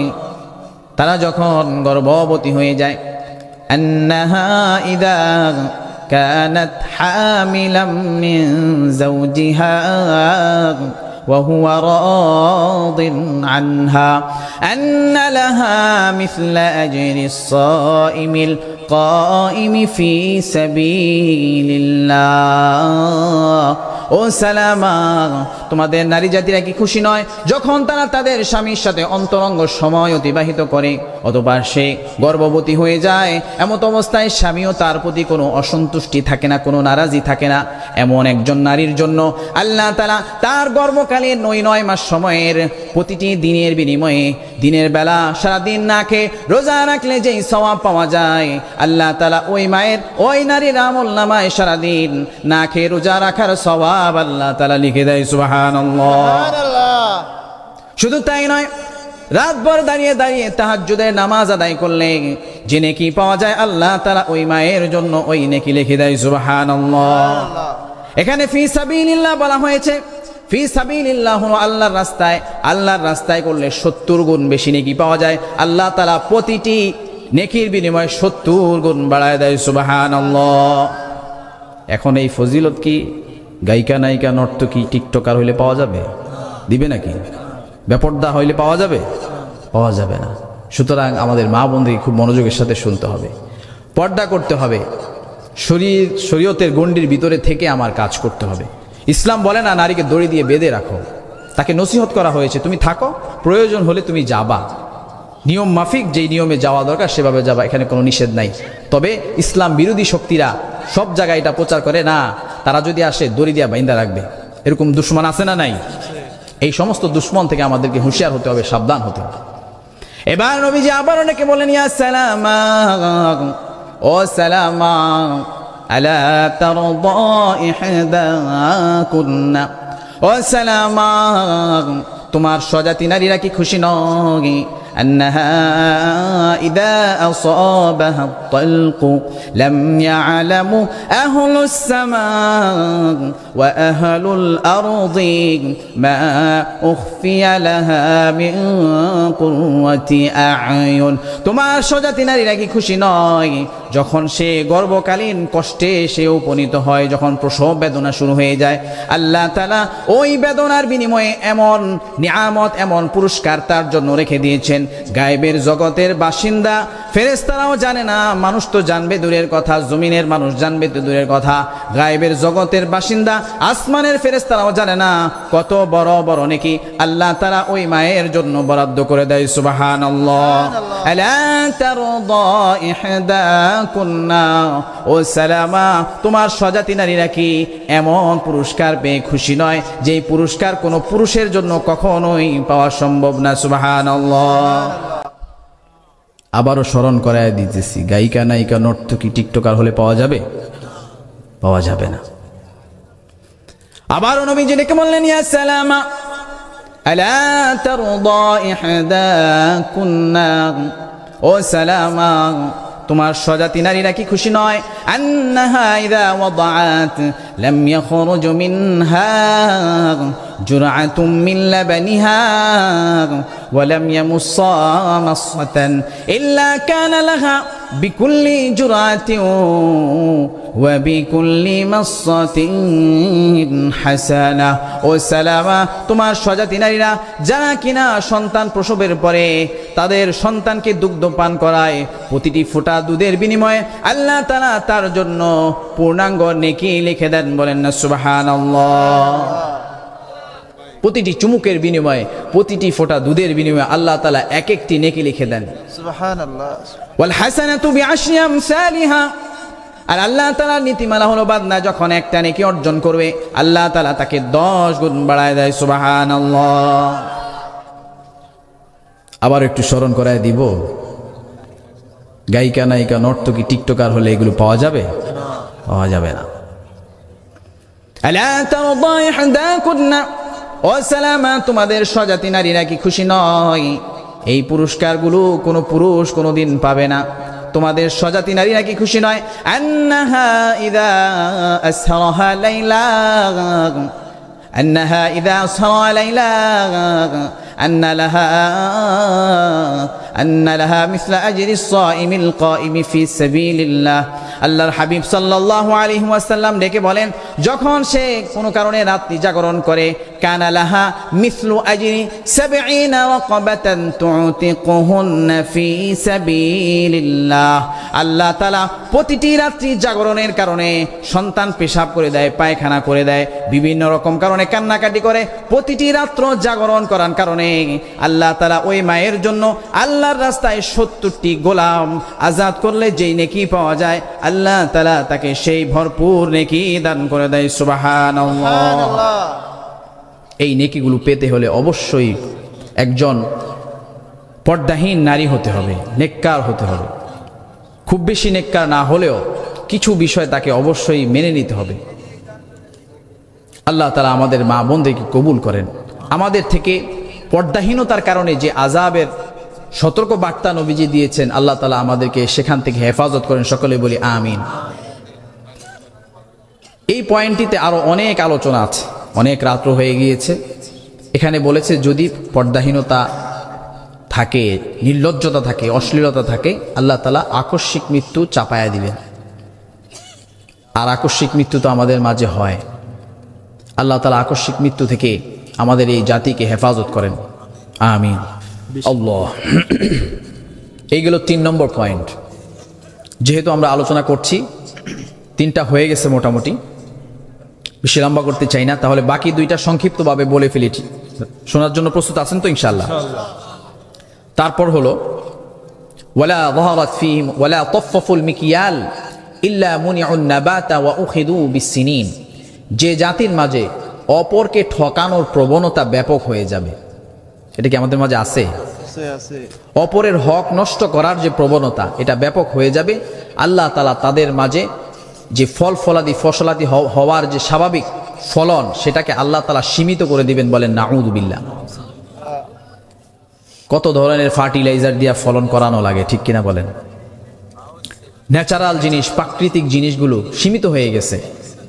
মুরব্বীদের মনে থাকার কথা, এক সময় দেখেছি আমাদের বাপ দাদাদেরকে, বাপ চাচাদেরকে গোসল করতে গেছে, ঠেলা জাল বলে আমাদের দেশে, অথবা এক ধরনের চালনি আছে এরকম বড়, ঠেলা দিছে, 2-3টা ঠেলা দিয়া মাছ নিয়ে আসছে। ওই দিনে আর কোনো মাছ কেনার কোনো দরকার নাই।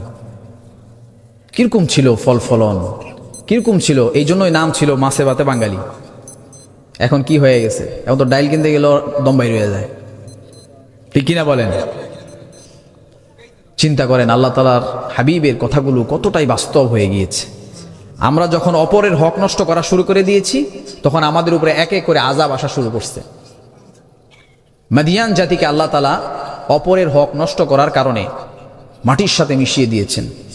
শুআইব আলাইহিস সালামকে পাঠিয়েছিলেন। শুআইব আলাইহিস সালাম তাদের কাছে এসে প্রথমে আল্লাহ তাআলার দিকে ডাকলেন, ডেকেই সাথে সাথে বললেন, তোমরা মানুষকে ওজনে কম দিও না, মানুষকে ঠকায়ও না, আল্লাহকে ভয় করো, সতর্ক করে দিলেন। তারা মানল না। আল্লাহ তাআলা তাদেরকে সম্পূর্ণভাবে ভ্যানিশ করে দিলেন।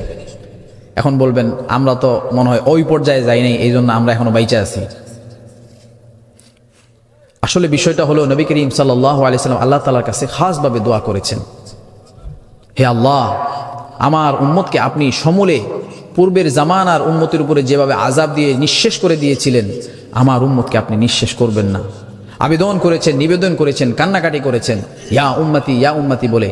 আল্লাহ তাআলা উনার হাবিবের দোয়ার বরকতে আমাদের শত অপকর্ম সত্ত্বেও আল্লাহ তাআলা আমাদেরকে এখনো সুযোগ দিয়ে রাখছেন, ঠিক কিনা বলেন? আল্লাহ তাআলা একটা সূরাই নাজিল করছেন ধোঁকাবাজির উপরে, সূরাতুল মুতাফফিফিন। ওয়াইলুল লিল মুতাফফিফিন, ধ্বংস ওই সমস্ত মানুষদের জন্য যারা মানুষকে ঠকায়, ওজনে কম দেয়। আল্লাযীনা ইযা ইকতালু আলান নাসি ইস্তাওফুন, সে যখন নিজে কোনো কিছু নেয় তখন 16 আনা বুইজা নেয়। আবার গরিব যখন তার চেয়ে দুর্বল, ওয়াইদা কালুহুম আও ওয়াজানুহুম ইখসিরুন, আর যখন কোনো গরিব গুরাবা পায় তার চাইতে ক্ষমতায় কম, তারে জোর জবরদস্তি হোক, যে কোনোভাবে হোক, ছলে বলে কৌশলে তাকে দেওয়া, তার প্রাপ্য বুঝায় দেওয়ার ক্ষেত্রে তাকে কম দেয়। এমন আছে না নাই? আলা ইয়াযুন্নু উলাইকা আন্নাহুম মাবউসুন। কি সুন্দর করে আল্লাহ তাআলা জিজ্ঞেস করছে, আচ্ছা এই যে যারা এগুলো করে, এরা কি ভাবে না এদেরকে একদিন আল্লাহ তাআলা আবার পুনরায় জীবিত করবেন? এরা কি এটা ভাবে না? লিয়াউমিন আযীম, কোন দিন জীবিত করা হবে? সাধারণ কোনো দিনে না, লিয়াউমিন আযীম, মহাদিনে, যেদিন একদম প্রতিটি হিসাব পুঙ্খানু নেওয়া হবে।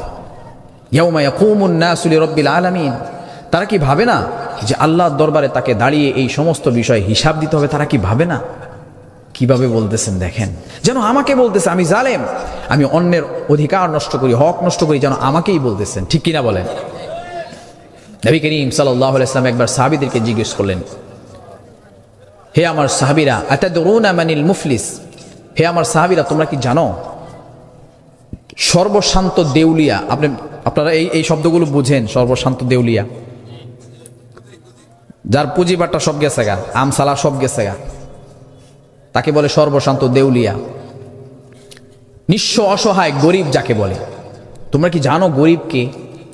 সাহাবীরা বললেন, আমাদের মাঝে গরিব তো সেই মাল্লা দিরহাম লাহু ওয়ালা মাতা, যার ধন নাই সম্পদ নাই, সেই তো গরিব। নবীজি বললেন, হে আমার সাহাবীরা শোনো, তোমরা তো একে গরিব হিসাবে চিহ্নিত করো, তবে আমার উম্মতের গরিব কারা হবে শুনে রাখো।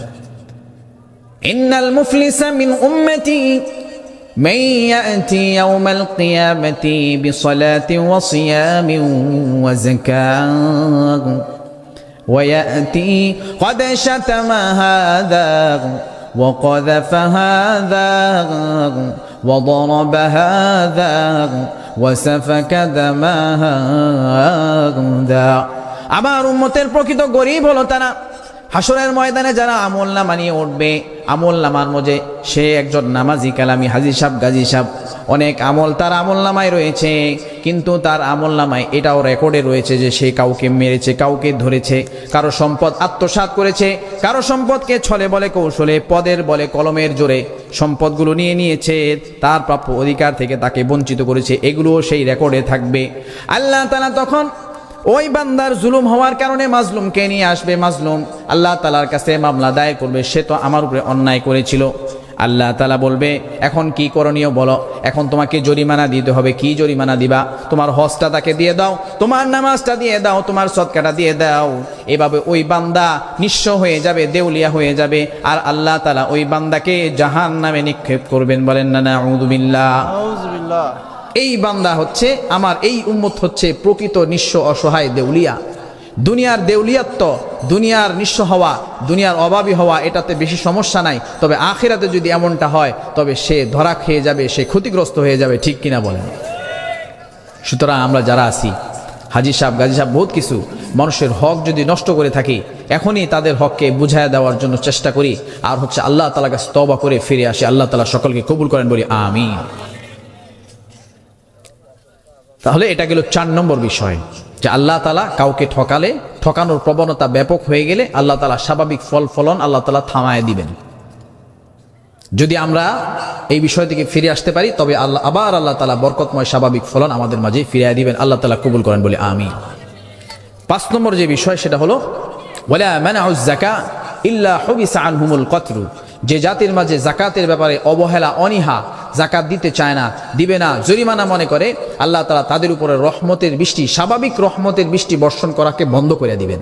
আচ্ছা বলেন তো, এই যে বিগত বছরগুলো আমাদের যাচ্ছে, গরমের দিনে আমাদের উপরে কি স্বাভাবিক বৃষ্টি বর্ষণ হয়? যখন দরকার তখন বৃষ্টি হয়, আবার হলে এমন হয় ওয়া আমতারনা আলাইহিম মাতারা, এই বৃষ্টি যেন আমাদের জন্য আযাব হয়ে এসেছে, আর থামাথামি নাই, সব ভাষায়া ফল ফলাদি সব ধ্বংস করে তারপরে চলে যাচ্ছে, এমনভাবে আযাবের রূপে বৃষ্টি আসতেছে, ঠিক কিনা বলেন? স্বাভাবিক বৃষ্টি বর্ষণকে আল্লাহ তাআলা বন্ধ করে দিবেন। এখন আমাদের কাছে এগুলো অলিক কথা মনে হতে পারে, কিন্তু এগুলো হচ্ছে, যদিও এগুলো হাদিসের কথা, কিন্তু আমরা জানি এগুলো হচ্ছে ওয়াহী গায়রে মাতলু, মানে হচ্ছে আল্লাহ তাআলা নবীজিকে শিখাইয়া দিয়েছেন, নবীজি নিজের মতো করে বলেছেন, এই জন্য সেটাও কি কোরআনে জায়গা পায় নাই, কিন্তু হাদিসে জায়গা পেয়েছে। এই জন্য এই কথাগুলো আমাদেরকে খুব গুরুত্বের সাথে নিতে হবে। আমাদেরকে প্রত্যেকটা জিনিসকে যেভাবে নবী করিম সাল্লাল্লাহু আলাইহি সাল্লাম বলেছেন, সতর্ক করেছেন, সতর্কতাকে সতর্কতা হিসাবে নেওয়ার জন্য আমাদের সকলকে কবুল করেন, বলি আমিন। তাহলে এই যে 5টি বিষয় বললাম, সংক্ষিপ্তভাবে আবার স্মরণ করায় দিই। 1 নম্বর হলো, যে জাতির মাঝে ওয়াদা ভঙ্গের প্রবণতা দেখা দিবে, আল্লাহ তাআলা তাদের উপরে শত্রুর পক্ষের অকল্যাণকামী শাসক নিযুক্ত করে দিবেন। এই জন্য আমরা ওয়াদাগুলো রক্ষা করব ইনশাআল্লাহ। 2 নম্বর হলো, যে জাতি আল্লাহ তাআলার নাজিলকৃত কোরআন দিয়ে শাসন করবে না, আল্লাহ তাআলা ওই জাতির মাঝে অভাব, অনটন, দারিদ্রতা দিয়ে দিবেন। আল্লাহ তাআলা আমাদেরকে কোরআন অনুযায়ী শাসন করার জন্য যা যা করা দরকার সেগুলো করার তৌফিক দান করে, বলে আমিন। 3 নম্বর হলো, যে জাতির মাঝে পর্দাহীনতা ব্যাপক হয়ে যাবে, আল্লাহ তাআলা ওই জাতির উপরে আকস্মিক মৃত্যুর প্রবণতা চাপায়া দিবেন। আল্লাহ তাআলা আমাদের মা বোনদেরকে বিশেষভাবে পর্দা করার তৌফিক দান করেন, বলে আমিন। 4 নম্বর হলো ওয়ালা তাফাফুল মিকিয়াল, অর্থাৎ অপরের হক নষ্ট করার প্রবণতা যে জাতির মাঝে ব্যাপক হয়ে যাবে, আল্লাহ তাআলা ওই জাতির স্বাভাবিক ফল ফলন থামায়া দিবেন এবং তাদের উপরে আযাব, দুর্যোগ, গজব দিবেন। আল্লাহ তাআলা আমাদেরকে অপরকে ঠকানোর প্রবণতা থেকে ফিরে আসার তাওবা করার তৌফিক দান করেন, বলি আমিন। 5 নম্বর হলো, যাকাত আদায় করবে না ঠিকমতো, এই কারণে আল্লাহ তাআলা স্বাভাবিক বরকতময় বৃষ্টি বন্ধ করে দিবেন। আমরা ইনশাআল্লাহ যাকাতগুলো ঠিকমতো আদায় করব। সকলে রাজি আছি তো ইনশাআল্লাহ? আল্লাহ তাআলা সকলকে কবুল করেন।